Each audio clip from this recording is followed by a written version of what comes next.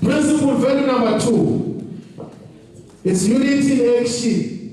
That Umkhonto Wesizwe Party does not preach unity for the sake of unity. Nor does it believe in paper unity only to be captured in formal agreements or declarations.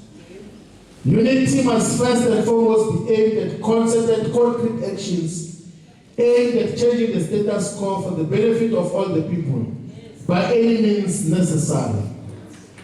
While the people must enjoy total freedom of association, the progressive forces must work tirelessly to build unity amongst those who continue to suffer under the yoke of what we say is imperialism, colonialism, apartheid, monopoly capital and their offshoots. That Umkhonto Wesizwe Party must never ever engage in any activity that undermines the unity of progressive forces, even against the most extreme forms of provocation. Even if people can call the organization names and insult the leadership, don't engage in activities that is going to threaten the unity of the progressive forces. And that starts within the organization. That starts within the organization. I'm sure by the time we finish reading the Constitution, despite we are going to listen to all of you, and when we listen to everyone, you will speak freely and openly. The cameras will be off. The cameras, when we start speaking, the cameras will be off.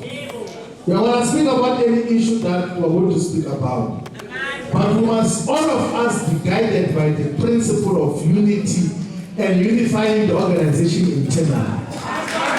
The other principle is Pan-Africanism, patriotism, and equality. That we are fighting for equality. There is a saying that the majority of white minorities and settlers, they think that us fighting for equality is to call for their oppression. And that is not the case. We're fighting for total equality, equality before the law, equality in terms of access to economic resources. The other principle is honesty and respect. What does that mean? It's simple, that if you are a leader, a member, an activist of Umkhonto Wesizwe, you can't say you're going to do something and not make that thing that you say you're going to do. You must fulfill all your commitments. And don't make commitments on things that you are not going to achieve. When you're doing door to door, and then they say there's a granny here who has been staying in this house, it is collapsing. And then you say, no, SMKP tomorrow are coming to build a new one. Knowing very well that you don't have the capacity to do so. Because if you go around making empty promises, they will say this Umkhonto Wesizwe is the same as the rest. They will say it's the same organization. They've been promising us houses since 1994. They've joined them. That is why their colors even look the same.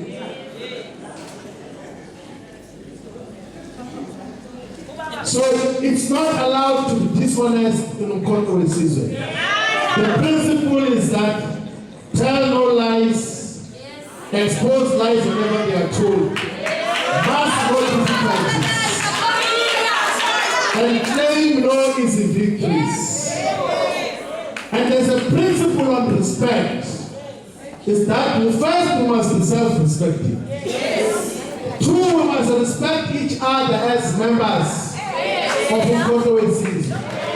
Three, we must respect even our political opponents. In the political articulation of any policy, of any campaign, of any program, you are not allowed as a member of Umkhonto Wesizwe to insult anyone. You can't under no circumstances. You can't under no circumstances throw insults against anyone. And that even applies to your conduct on WhatsApp groups or on social media.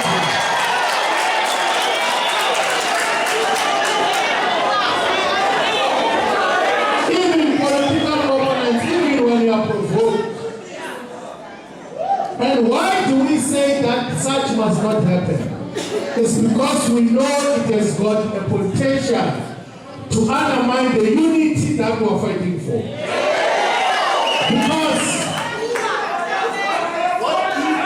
Because we can agree here on all the policy issues and priorities. That here in Mpumalanga we must make sure that the economy continues to grow and we give houses to our people, we fight poverty. We can agree, all of us here. But if in one of the meetings you said I'm stupid, it becomes very difficult to listen to you. If in one of the meetings you referred to any of my body parts in a derogatory way, it will be very difficult to respect you and listen to you. And this applies to even members of other political parties. I can tell you now, comrades, that part of the reasons why we are under partial white government now in South Africa is because of the pettiness of the leadership, which easily degenerate into insult over each other. And then they say, no, yeah, the principal will agree. But you called us this the other day, you called us this the other day.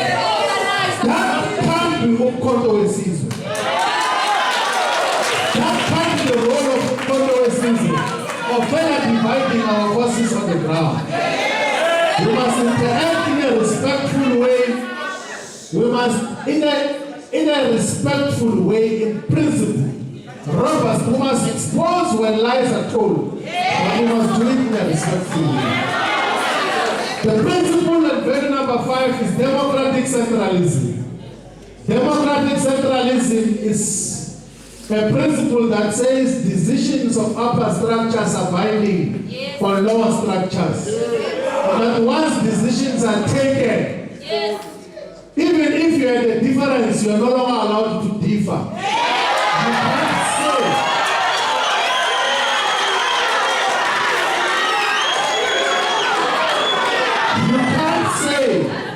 You remain a member of controversies where every time there is a directive from the national leadership to say, I don't agree with those people.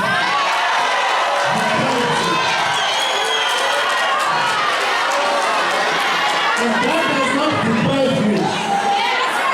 It does not deprive you of the right to raise your issues robustly. But once decisions are taken, your right to differ doesn't matter anymore. You must go and defend the position of government. What that means, what democratic centralism means, is that now we're going to explain the structures of the organization. That when we have now established the provincial detachment and regional detachment, if we come to a conclusion one day that the regional detachment of Mhlanzeni, of Kangala, of Gertrude is not doing its work, and we take a decision as a province, and it's communicated, even if as a member of the provincial detachment you do not agree to that perspective, when you are sent to go and communicate the decision, you must communicate it with conviction. There and say, those people in the province say that you must come and discuss it. You must say, we have taken a decision.